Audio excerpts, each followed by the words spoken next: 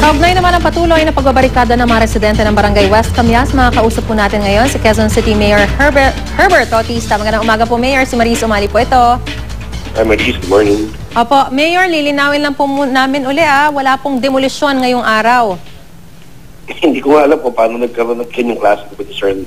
Wala akong instructions o pag-uusap tungkol sa isang demolisyon sa loob ng Quezon City today. May notice daw po kasi silang natanggap na hanggang ngayon lang yung palugit para lisanin yung lugar. Maybe, nakakuha sila ng pero ang DILG kasi nag-issue ng isang memorandum na starting August 1, lahat ng mga sa riverways, kailangan magkaroon na ng movement. O baka yun yung nakuha nilang memo. Yes. So, and that applies to the entire Metro Manila. O baka buong Pilipinas yan ng DILG, di ba? Dahil danger zone nga sila. Pero Mayor, kung dahil hanggang ngayon na lamang yung palugit, kapag hindi sila lumisan sa lugar na yon, ano po magiging hakbang ng local government?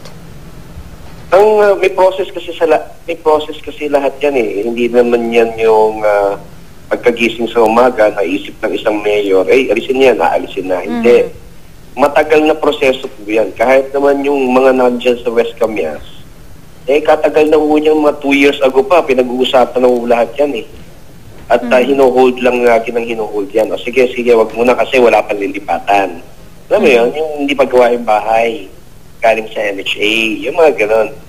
Opo. So, ngayon, marami nung nagawang bahay ang MHA at sila yung binibigyan ng priority.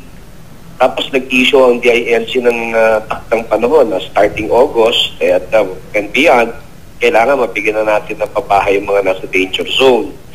So, bago magkaroon muna ng movement na ganyan, meron mo ng makakuha muna ng Certificate of Compliance from the Quezon City Housing Board or in the national level, sa iba't ibang lugar ng LGUs, yung kanilang local housing board. Doon sila kukuha ng Certificate of Compliance. Ibig sabihin ng Certificate of Compliance, tumanta sa social preparation in the presence of DILG, PNP, National Anti-Poverty Commission, Presidential Commission on the Urban Poor, Commission on Human Rights. Marami yung interagency po yan na yung pati yung affected na community supposed to be na i-relocate sa isang safer ground, bahagi ng konsultasyon na yun. So yun yung social preparation. No? And then the Certificate of Compliance only means that, okay, these processes have been complied with.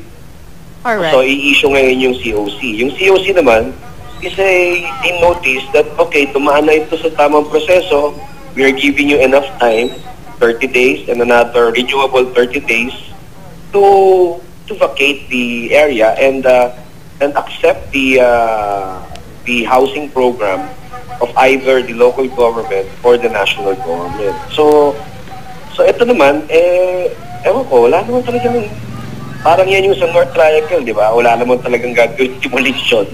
Pero pinalalaki yung issue. So, in the same case, ito rin yun. So, wala naman talagang nakatakdang demolition, pero pinalalaki lang yung issue. So, malinaw, Mayor, na itong mga residente ng Barangay West Camias, yung para sa mga residenteng ito, handa na yung kanilang paglilipatan. Binigyan ng priority yan dahil 2 years ago pa yan di ba? In fact, marami na sa kanila dyan, ang nandun na. Yung mga naiwan na lang dito, yung mga hindi ko alam kung ba't sila naiwan pa dito.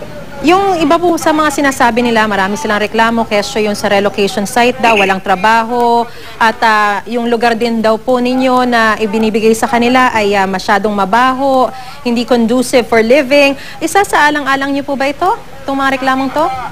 Out of 700 families, wala naman ibang dalawa lang ang bumalik dyan na yun na sila nagreklamo, pero yung 698 na iwan doon, o paano ngayon yun? Napapahuwan ba sila doon? Nagreklamo ba sila doon? So I think sila lang yan. Okay. Sila lang yung nagbibigay ng kulay dyan. Tsaka yung relocation site, pinupuntahan mo na yan ng mga relocatees.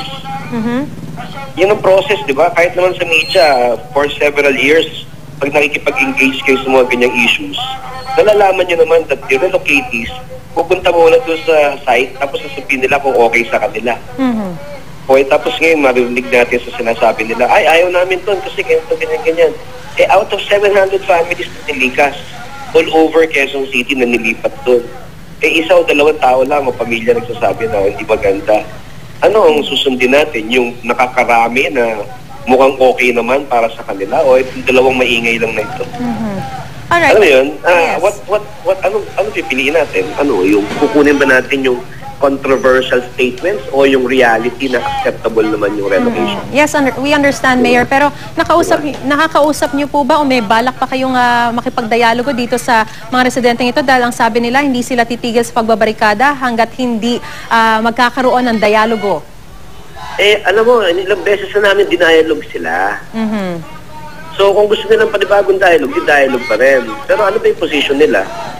Ano ba yung magiging position nila? At the end of the dialogue, at the end of the COC, and the renewal, automatic renewal of the COC, sasabihin nila dito lang kami, paano ngayon yun? Where do we go? Sasabihin natin, sige, nanalo kayo, dyan nga kayo. And that will happen in any part of Quezon City and Metro Manila and the entire country as well. So kumbaga, yung mga dialogues na kinakailangan natapos na. Di ba sinasabi ko nga sa'yo kanina, Maris, exhausted din 2 years ago pa eh. Diba?